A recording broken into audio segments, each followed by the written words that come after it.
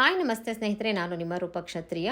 And ಇವತ್ತು ಬಂದು ನಮ್ಮ ಬೆಳ್ಳೆಂಡೂರಿನ ಶ್ರೀ ಮಾತಾ ಅನ್ನಪೂರ್ಣೇಶ್ವರಿ ದೇವಸ್ಥಾನದ ಮೊದಲನೇ ವರ್ಷದ ವಾರ್ಷಿಕೋತ್ಸವ ಇದೆ. ಹಾಗಾಗಿ ನಾನು ನಮ್ಮ ಸುನಂದ ಚಿಕ್ಕಮ್ಮ ಹಾಗೆ ಪ್ರೇಮ ಚಿಕ್ಕಮ್ಮ ಹಾಗೆ ನಾನು ಮಾತಾಡಿಕೊಂಡು ದೇವಸ್ಥಾನಕ್ಕೆ ಹೋಗೋಣ ಅಂತ ಹೇಳಿ ಬಂದ್ವಿ.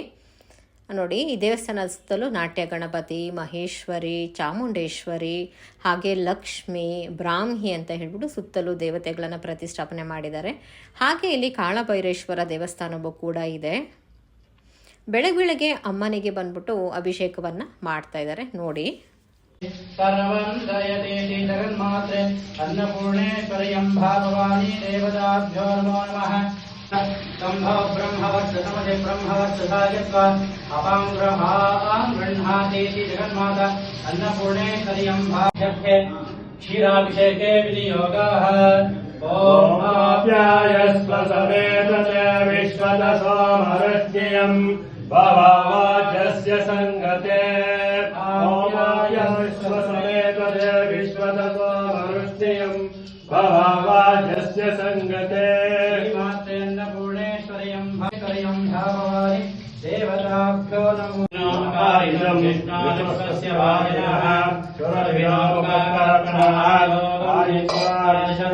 ಓಂ ದಧಿಕ್ರಾವಣ್ಣೋ ಅಕಾರಂ ವಿಷ್ಣುರಶ್ವಸ್ಯ ವಾಹಿನಃ ಸುರಭಿನಾಮುಖಾಕರ್ಪಣಾಯೋಗವಸ್ತವಿತಾಪುನಃ ಛೇದೇನ ಪವಿತ್ರೇಣ ವಸೋ ಸೂರ್ಯಸ್ಯ ರಶ್ಮಿಭಿಃ ಘೃತಂ ವಿವಿಧೇನ ಸಂತೋಷದೇಃ ೋಷಾಯ ವರುಣಾಯ ವಾಯವೇ ಬೃಹಸ್ಪತಯೇ ಮನುಮಾಗೋಪಾಯಾಶ್ಚ ಪುಷ್ಪಿಣೀಃ ಬೃಹಸ್ಪತಿರ್ಪಸೋದಾಸ್ತಾನಾಮುಂಚನ್ತ್ವಗುಂಹಸಃ ಇದಂ ಫಲಂ ಮಯಾ ದೇವಿ ಸ್ಥಾಪಿತಂ ಪುರತಸ್ತವೆ ತೇನ ಮೇ ಸುಫಲಾವಾಪ್ತಿಃ.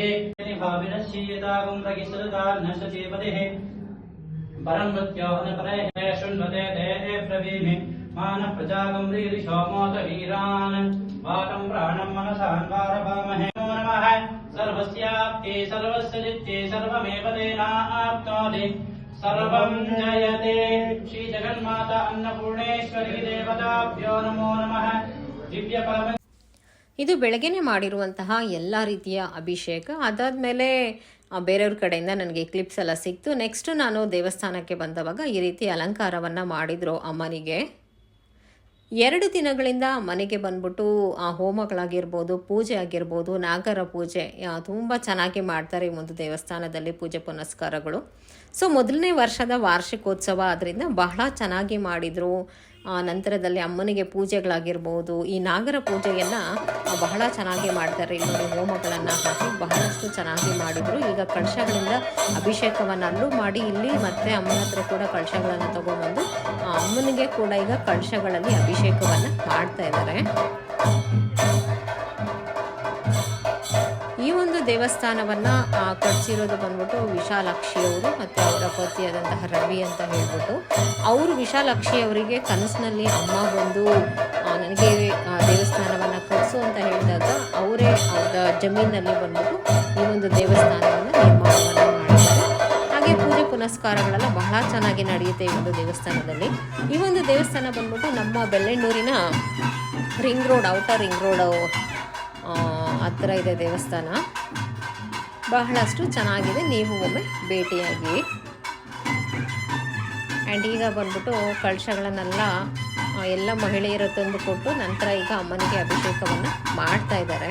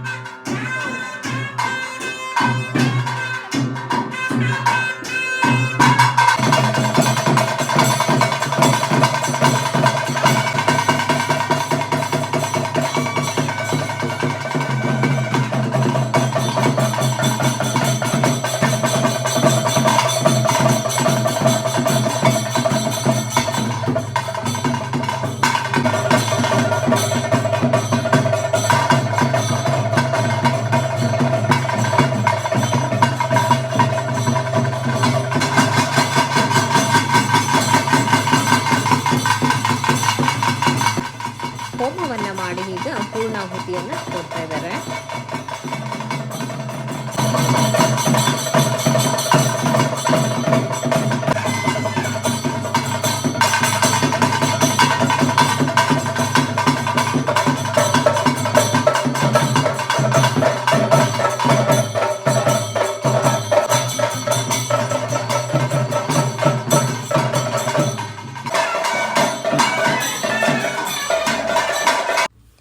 ಈಗ ನಾಗ ದೇವರಿಗೆ ಹೋಮ ಹಾಗೆ ಪೂಜೆಯನ್ನು ಮಾಡ್ತಾ ಇದ್ದಾರೆ ಇಲ್ಲಿ.